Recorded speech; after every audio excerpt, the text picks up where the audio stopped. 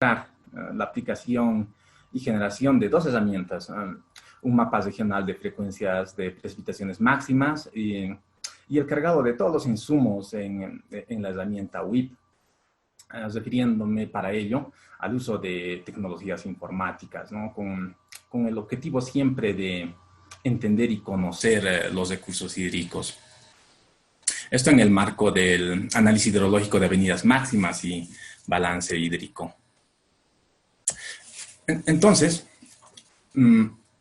es de nuestro conocimiento que en el departamento de Potosí el deterioro ambiental se ha incrementado en la última década debido a la alza de precios de los minerales, lo cual ha incrementado, ¿no?, la demanda y en consecuencia la reactivación de actividades mineras. En ese marco, los principales cuerpos de agua son los que sufren el mayor impacto debido a las descargas, ¿no?, de aguas ácidas de mina y el deficiente o nulo tratamiento de los residuos minero-metalúrgicos y aguas residuales también, generando impactos hacia las cuencas bajas de los municipios. Además de que tenemos una alta vulnerabilidad frente a desastres naturales y el cambio climático. Entonces, el fenómeno Niño del 2015-2016 nos indican que ha constituido uno de los 4 episodios con más fuerte impacto en los últimos 65 años en el departamento de Potosí y en Bolivia. Estos últimos años se ha registrado tendencia hacia periodos de sequía más prolongados. Entonces, por eso, ¿no?, a finales del 2016 los periódicos anunciaban el departamento de Potosí era declarado como zona de desastre debido a la mayor sequía en el último siglo. En enero de 2018, finales del 2017, los periódicos también, ¿no?, notificaban en Tupiza, por ejemplo, más de 40 viviendas se desplomaron de los barrios 21 de septiembre y Quechisla. Muchos sembradíos fueron arrasados por el río Tupiza, que se desbordó a causa de lluvias torrenciales registradas principalmente en la cabecera del río.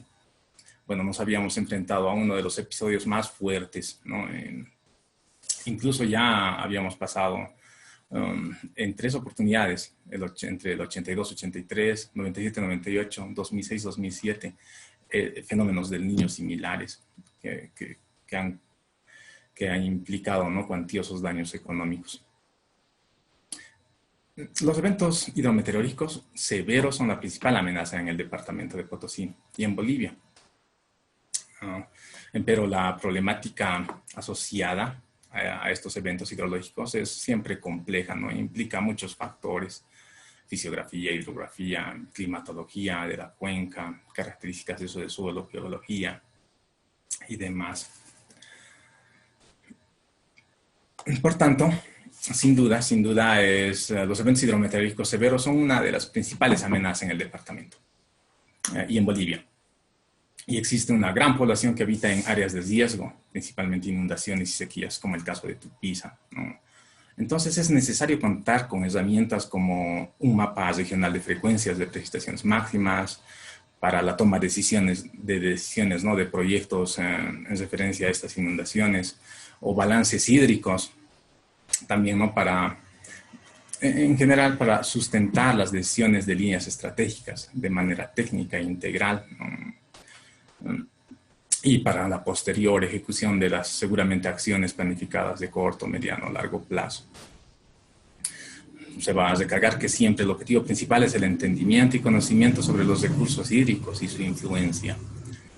Por tanto, vamos a entonces explicar la generación de estos, o la aplicación, en este caso en el modelo WIP del balance hídrico, y la generación de un mapa regional utilizando como caso de estudio la cuenca Tupiza.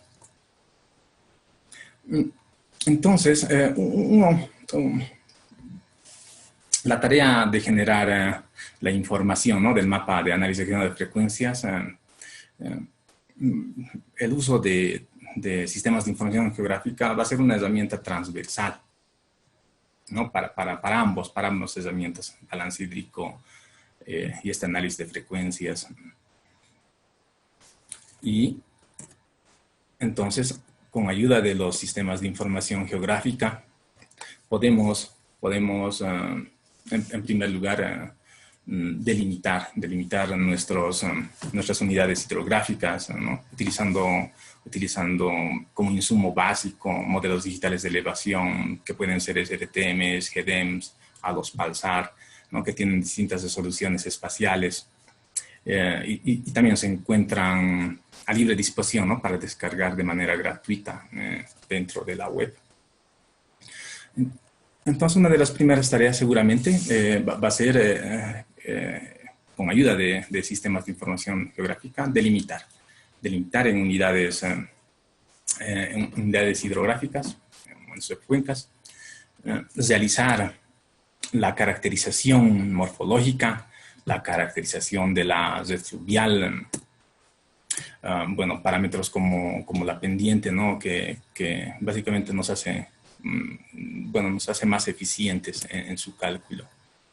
E inclusive podemos utilizar, por ejemplo, si nos olvidamos, por ejemplo, de ArcView y sus herramientas bien prácticas, ¿no? Como el DETEMhidro para obtener, ¿no? Estas características.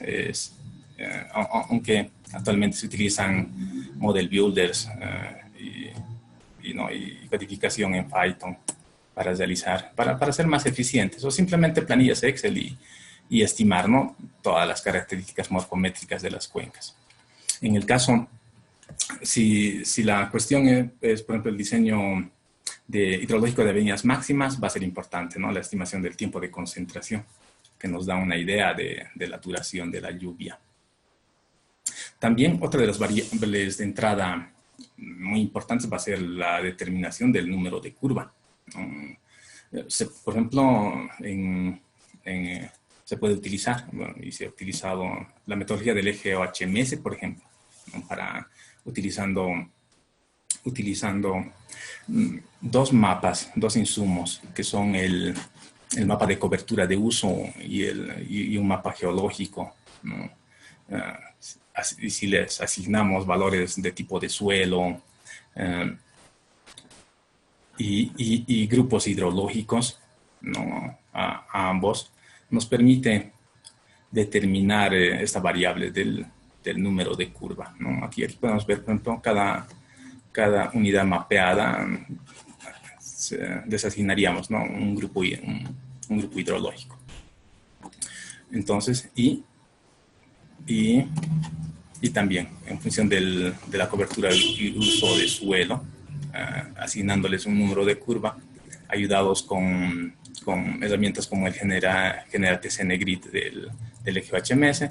Bueno, podemos estimar un mapa, ¿no? Un mapa de número de curva que puede, en toda la extensión del departamento, ¿no? que podría ser una de las primeras herramientas y seguramente tendría que también ser actualizada. Entonces, una primera herramienta que tendríamos en formato raster. El siguiente paso para ambos en sí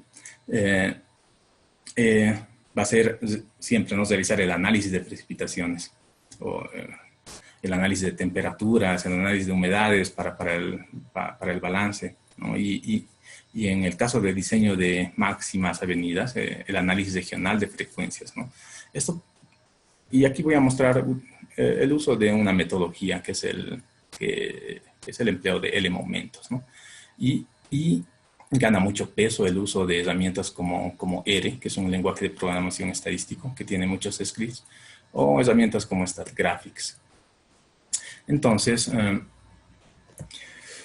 en el diseño hidrológico es necesario ajustar a una cierta distribución de probabilidad. Lo mismo para estimar una sequía, por ejemplo, ¿no? Entonces, el proceso de usar datos de precipitación de varios sitios, el proceso de usar datos de precipitación de varios sitios para estimar la distribución de frecuencia o probabilidad, se conoce como análisis regional de frecuencias. El primer paso, cuando realizamos este análisis, es el que nos enfrentamos a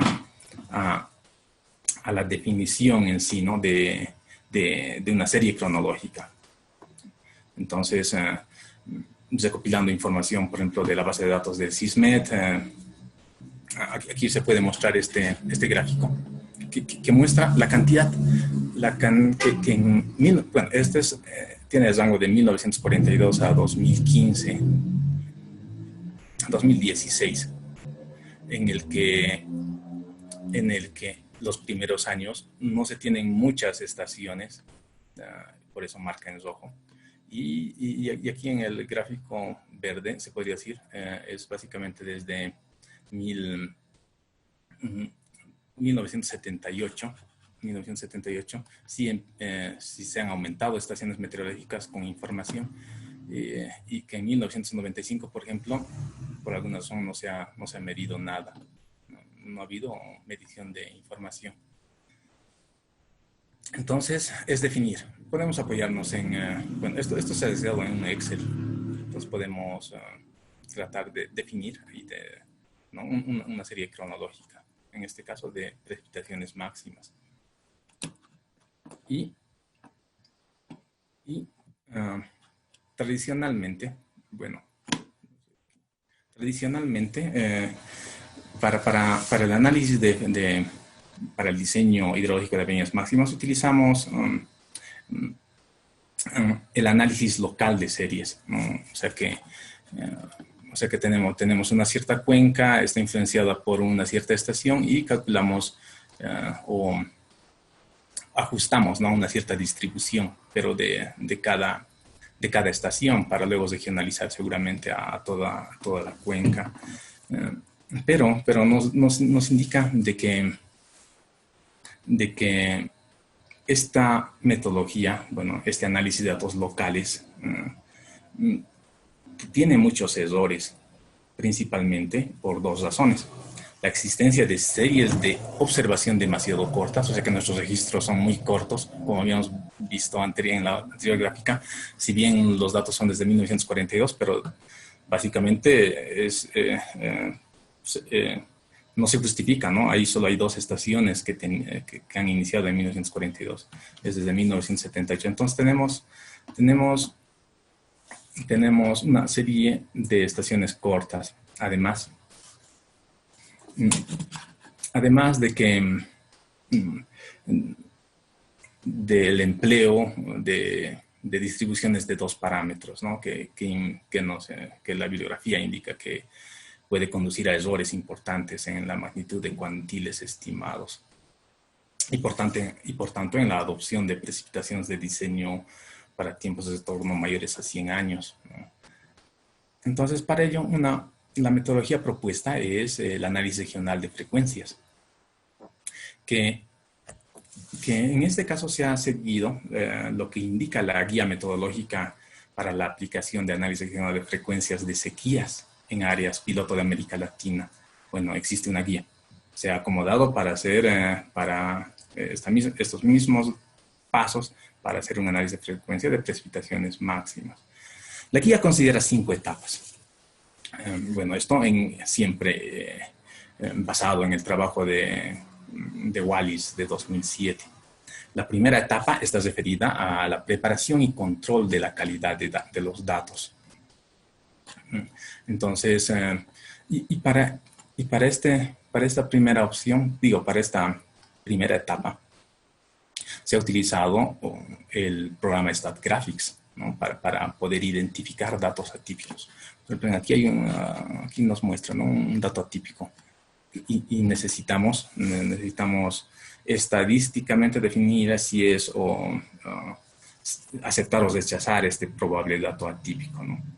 Entonces, los gráficos de boxplots que se muestran aquí, utilizando StatGraphics, nos permiten, ¿no?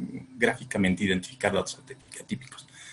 Y el test de groups, que muestra ahí, nos permite estadísticamente rechazar o aceptar ese dato atípico.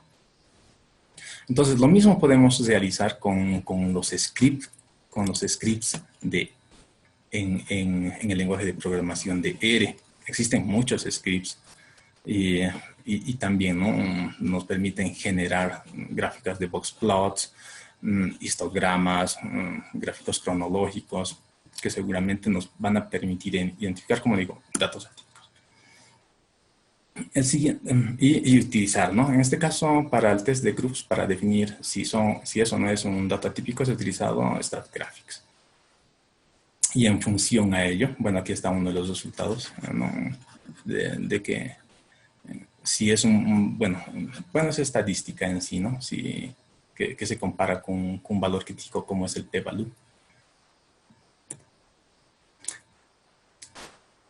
Ahora, el siguiente paso es verificar si los datos son, bueno, tienen o no tienen tendencia. Tienen que ser estacionarios, nos dice, ¿no? Para ello se ha utilizado el estadístico de Mann-Kendall, ¿no? También que existe dentro de scripts en R, que en realidad cargamos nuestros datos y ya, ¿no? El script nos permite identificar, ¿no? si estos datos tienen o no tienen tendencia, ¿no?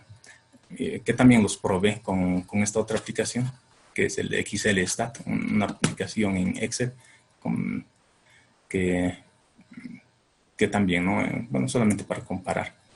Entonces, los resultados han sido lo mismo, definir, rechazar o aceptar muchas de las 117 estaciones.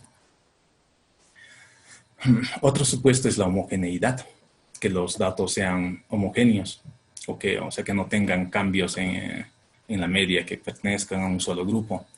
También el R sería otra, existen scripts, bueno, ya scripts en R de tests como Mann-Whitney, Petit o Tukey, ¿no? que son estadísticos que nos permite definir, ¿no? si existen o no existen cambios en la media. Ahí hay un ejemplo con XLStat mostrando, ¿no? que existe un cambio y todo el procedimiento, ¿no? De corregir o en últimas rechazar esa serie. Y el tercer supuesto es la independencia y aleatoriedad. Entonces, para esto también se ha utilizado, se ha apoyado en el StatGraphics y se ha verificado, ¿no? La independencia serial, ¿no?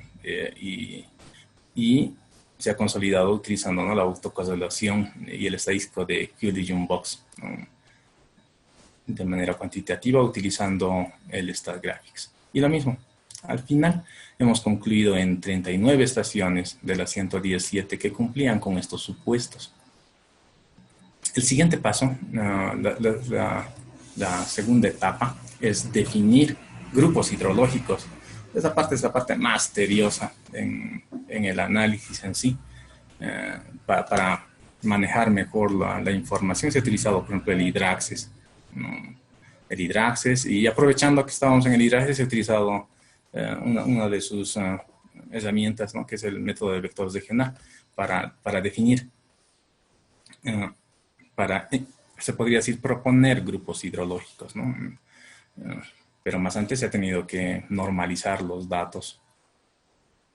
Entonces, además nos hemos apoyado en el mapa climático de Köppen para poder definir estos grupos, para proponer en un inicio, ¿no? Estos grupos hidrológicos, puesto que Hoskin y Warings en el 93 han desarrollado estadísticos para ayudar y respaldar, ¿no? Este proceso de que estadísticamente sí es un grupo hidrológico. Entonces, ahí están los grupos con los que se ha propuesto y nos indica, ¿no? de que hay dos medidas, una de heterogeneidad y una medida de discordancia que define si un grupo es o no es hidrológico. Para ello se ha utilizado una aplicación. Se puede hacer esto con R, existe en los scripts también, ¿no? Como el que está mencionando aquí. Por ejemplo, este de Núñez es el de Casalac, de la guía regional de sequías. Pero para facilitar un entorno mucho más amigable, se ha utilizado el programa LSAP. LSAP implica trabajar con datos que tienen que estar en un cierto formato en Excel, ¿no? y nos permite entonces identificar, verificar en un primer caso a partir de un denominado índice de estacionalidad, que se refiere a que todas las estaciones tienen que tener un similar grado de concentración en similar día juliano, como muestran aquí. Bueno, tengo como está en esta parte, ¿no? Un día medio juliano, que todos empiecen las lluvias en enero, que tengan una similar concentración, es entre los primeros parámetros para definir si es un grupo hidrológico. Y para luego definir, ¿no? Si pasamos esa primera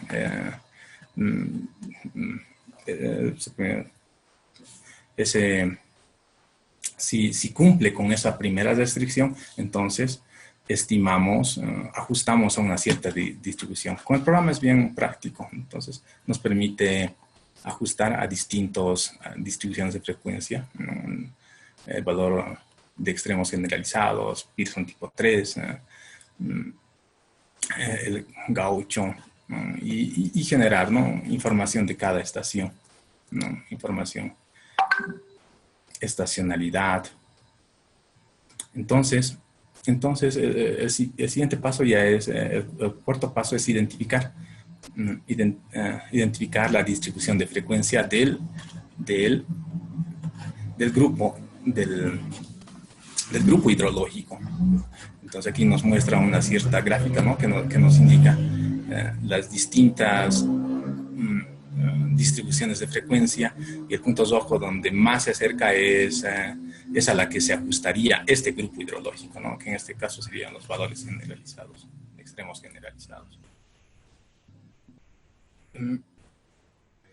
Bueno, en quinto paso implica estimar los elementos regionales de todo el grupo. Esta información es con la que vamos a poder determinar nuestros mapas de análisis de frecuencias. Y hasta este punto nos ayuda el programa LSAP, ¿no?, hasta definirlo, entonces, estos cuantiles de frecuencia. Entonces, definido estos cuantiles, no he encontrado otra forma que, en este caso, no he encontrado un software que pueda ayudar de esta forma amigable este proceso. Se ha utilizado ahora sí el LSAP, se ha tenido que, es para sequías y para precipitaciones medias, se ha hecho unos cuantos ajustes, porque al final era similar el proceso de poder ajustar a una cierta distribución, que es el similar proceso para el análisis de sequías. Entonces, el R, ¿no?, como una herramienta demasiado importante. Ahí está el código. Bueno, es un código que nos permite ajustar entonces. Y utilizando un mapa base de precipitaciones máximas promedio, nos permite calcular, ¿no?, un mapa general de coeficiente de variación, asimetría, la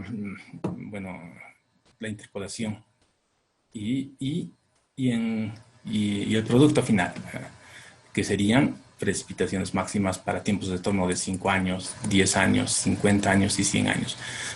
Estos resultados son tal cual el script de R los ha obtenido en sí. En realidad es demasiado interesante porque hace el análisis de distribución de frecuencias para cada píxel, como se ha identificado para el grupo hidrológico. Utiliza esos parámetros y hace un análisis para cada píxel. Entonces nos genera un mapa en formato raster, ¿no?, para todo el departamento. Este sería un insumo básico, ¿no?, para el diseño de avenidas máximas. Entonces, tormenta de diseño. Voy a mostrar esta aplicación, una aplicación pequeña que nos permite generar el modelo de lluvia, el hidrograma de diseño, ¿no?, teniendo como insumo estos mapas. Entonces lo que hemos obtenido sería, ¿no?, después de sacar un ponderado para nuestra cuenca, estos datos, esta información, que también es un dato para esta pequeña aplicación, en el que he tratado de resumir varios criterios para estimar las curvas de precipitación, duración, frecuencia. Entonces, entre los criterios es píldora, las recomendaciones de la Organización Meteorológica Mundial, el Water Bureau, las recomendaciones de Hertzfeld, en los que para cada uno, por ejemplo, es píldora, el insumo principal es la precipitación máxima diaria para un tiempo de torno de 10 años, ¿verdad? Entonces hemos generado ese mapa. O para la recomendación de la Organización Meteorológica Mundial, el insumo es, es la precipitación máxima diaria para un periodo de torno de 2 años, entonces, o el Water Bureau, o este que me gusta a mí, que es el de Hertzfeld, en el que siempre te indica de que puedes elegir el origen de la lluvia. En este caso, para nuestro caso, por ejemplo, lluvias de montaña, ¿no? Un origen que tienen, nuestras precipitaciones tienen origen orográfico en la mayoría de los sitios. Bueno, también le he añadido en esta pequeña aplicación la posibilidad de utilizar factores de disgregación para estimar este modelo de lluvia. Entonces, Taquiña es uno de los más clásicos. Sí nos serviría dependiendo de dónde estamos, ¿no? Seguramente si estamos en parte de la cuenca Amazonas, ahí Arampampa, no sé, San Pedro de Buenavista, podría ser útil. O utilizar estos otros factores de disgregación que también los he encontrado de Coipasa, el Alto, Chayapata, de Oruro. Aquí en Potosí al menos no he visto que alguien haya hecho un análisis de disgregación de precipitaciones. Entonces, para nuestro caso, y estimar este modelo de lluvia, una de las siguientes tareas va a ser ponderar el número de curva para cada unidad hidrográfica. Bueno, habíamos calculado un número de curva a nivel departamento que nos ayuda, ¿no? Entonces, esta pequeña aplicación, utilizando el método de bloques alternos, el número de curva, ¿no? La precipitación y demás, nos permite generar el modelo de lluvia, el dietograma de diseño, ¿no? Para el respectivo tiempo de retorno. Y la siguiente fase seguramente va a ser utilizar estos modelos de lluvia, cargarlos a cada fluviómetro dentro del HMS, ¿no? Y hacer correr, por ejemplo, ¿no? el modelo de HMS y poder estimar la avenida máxima. Solo como comentario para este caso, por ejemplo, es para un periodo de torno de 100 años, salía 798.5 metros cúbicos segundo. No se ha hecho tan a detallado, se ha asumido, creo, una precipitación de diseño general para todos. Fue algo rápido. Entonces, bueno, hasta aquí, bueno, esa sería la aplicación de la generación de este mapa de precipitaciones, de este mapa regional de precipitaciones máximas, ¿no? Utilizando el método de momentos. Ahora, hablando sobre la siguiente herramienta que es el balance hídrico, vamos a empezar indicando que esta es una herramienta computacional práctica y robusta para la planificación integrada de recursos hídricos. Analiza suministros de agua enmarcados en el contexto de demanda de uso, calidad y protección y preservación de ecosistemas. Entonces, esta herramienta sí promete demasiado, puesto que nos va a permitir tomar decisiones, ¿no? En función a variables como en el departamento, contaminación. Además seguramente de la necesidad. Bueno, en realidad responder estas dos preguntas que colocaba aquí. ¿Cómo asegurar que los sistemas de agua potable y saneamiento existentes y proyectados contribuirán al máximo de un manejo racional de una cuenca? Bueno, vamos a poder responder con esta herramienta. ¿Cómo garantizar que hay suficiente disponibilidad de agua ahora y en el futuro? Bueno, se pueden hacer escenarios con el programa. Un antecedente de este programa es de que el Balance Hídrico Superficial de Bolivia, del 2017, ha utilizado esta herramienta para poder, bueno, se ha realizado con este modelo, ¿no? El balance hídrico, y a este nivel de cuencas. Entonces la cuenca Tupira seguramente es una subcuenca de estas con los que sea, con el balance hídrico que se tiene, ¿no? A nivel nacional. Entonces, partiendo de nuevo de nuestra cuenca, subdividido ahí a nivel 5, según la codificación PFAS-TER, podemos decir que, bueno, este es el modelo de gestión del WIP, ¿no? Implica de que necesitamos incluirle ofertas y demandas de agua, hay que asignar usuarios, reglas de operación del sistema hídrico, reglas de asignación de distribución. Entonces, con toda, bueno, se puede decir, la herramienta, con todos estos insumos, nos va a permitir tomar decisiones. Entonces, la idea es incluir en formato shape y empezar a dibujar. Esta parte es bien manual. Hay que graficar los cuerpos de agua, definir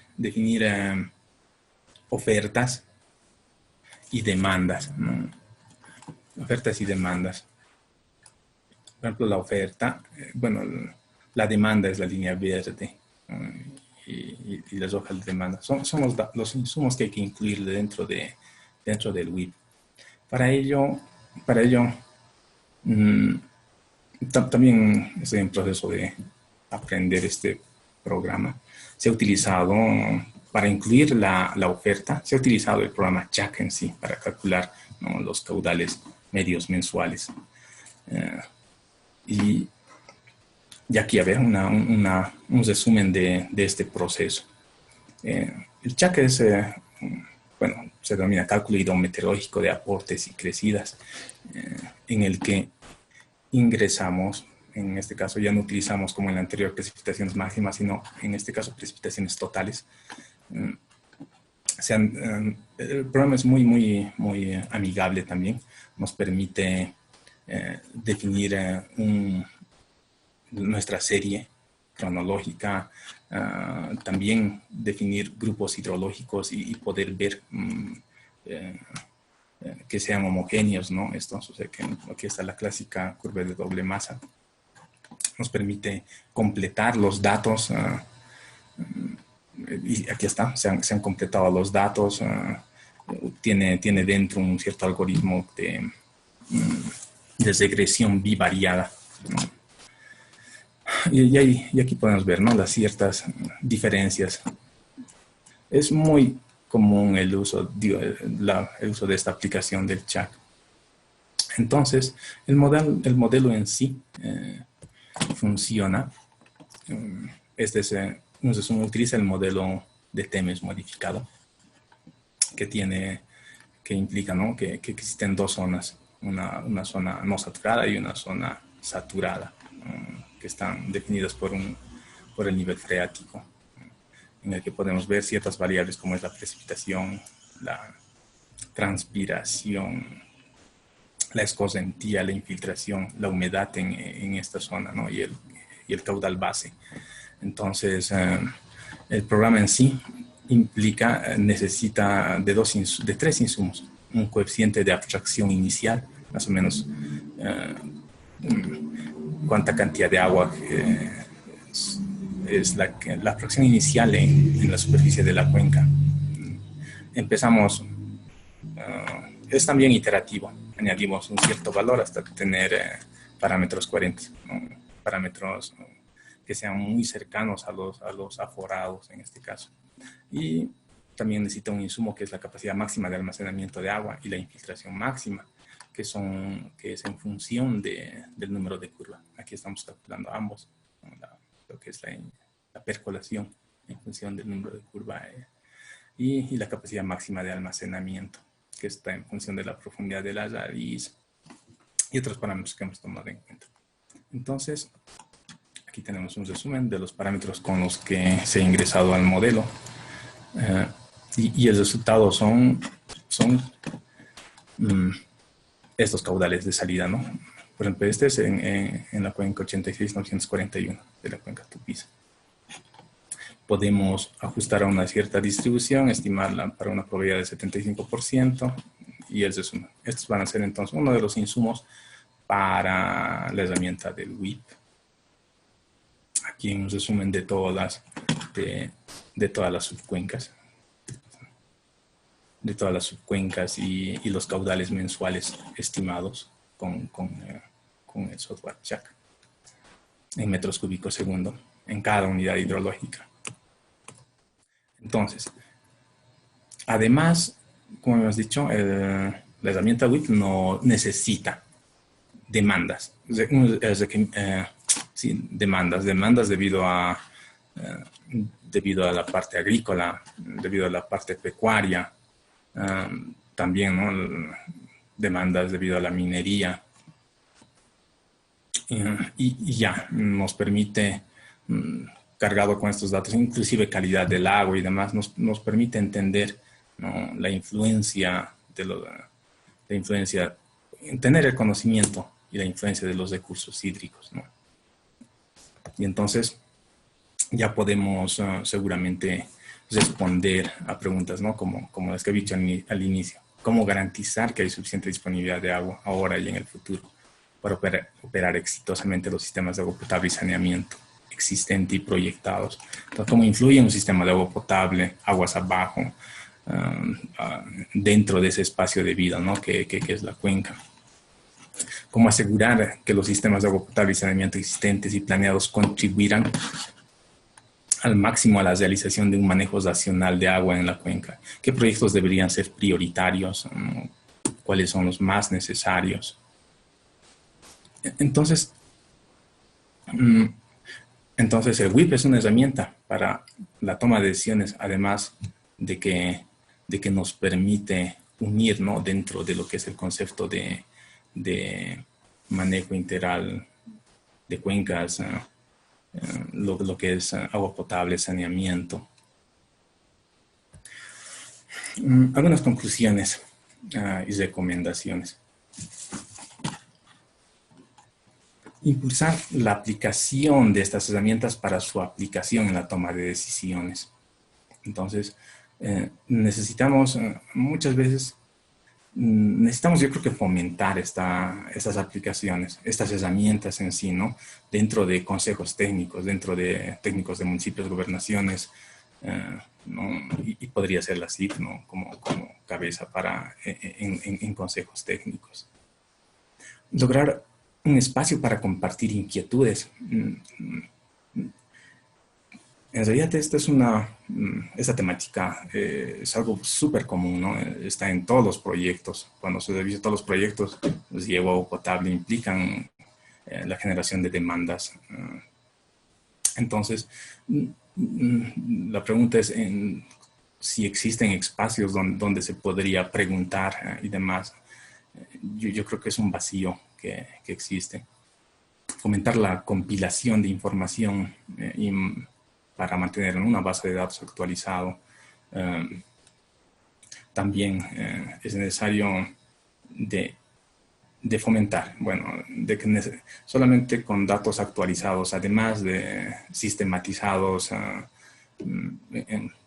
vamos a poder, ¿no? Entender mejor los recursos hídricos. Guiar la generación de planes directores usando como base estas y otras herramientas. Bueno, comentar que hace 2 semanas se ha conformado el primer plan director de la cuenca Cotagaita. Entonces, este plan director es una plataforma interinstitucional de la cuenca Cotagaita. Tiene un consejo técnico. Todos los técnicos posibles ahí deberían estar, los técnicos de todos los municipios que conforman esa cuenca, seguramente la gobernación, la universidad, la CIP con su consejo técnico, por ejemplo, ¿no? Y entonces además hay un consejo social de esta cuenca, donde ellos se quejan, ¿no? Se quejan sobre contaminación de agua, sobre sus proyectos. Entonces, los consejos técnicos deberían tener a la mano, ¿no? Estas herramientas para tomar decisiones, ¿no? de la problemática del consejo social, de la sociedad en sí. Bueno, y, los estados del balance hídrico, mapas regional de frecuencias, bueno, nos dicen, ¿no? Debía ser unos primeros documentos de consulta junto con su base de datos para cualquier proyecto de desarrollo, ¿no? Ahí me referiría a los consejos técnicos o además, ¿no? Impulsar la creación de más planes directores de cuenca. Los resultados del balance hídrico, mapas regional de frecuencias, pueden ser utilizados en las políticas y en la elaboración de estrategias de gestión integral de los recursos hídricos y manejo integral de cuencas. Tienen que ser. Y estas herramientas en sí nos articulan lo que es la gestión integral de recursos hídricos y el manejo integral de cuencas con el sector de agua y saneamiento, ¿no? O sea que nos permite, nos permite decidir, ¿no? En función a cuánta agua necesitamos en sí, ¿no? De la cantidad de agua necesaria y cómo influye en sí, ¿no? En los proyectos de agua potable y saneamiento. Bueno, es lo que puedo compartir en sí de la experiencia vivida hasta el momento, ¿no? Con respecto a herramientas, mostrando siempre la importancia de contar con estas herramientas, ¿no? Como he dicho al principio, para entender y conocer la influencia de los recursos hídricos, ¿no? Y tomar decisiones de mejor manera, seguramente en líneas estratégicas, en proyectos de corto, mediano, largo plazo.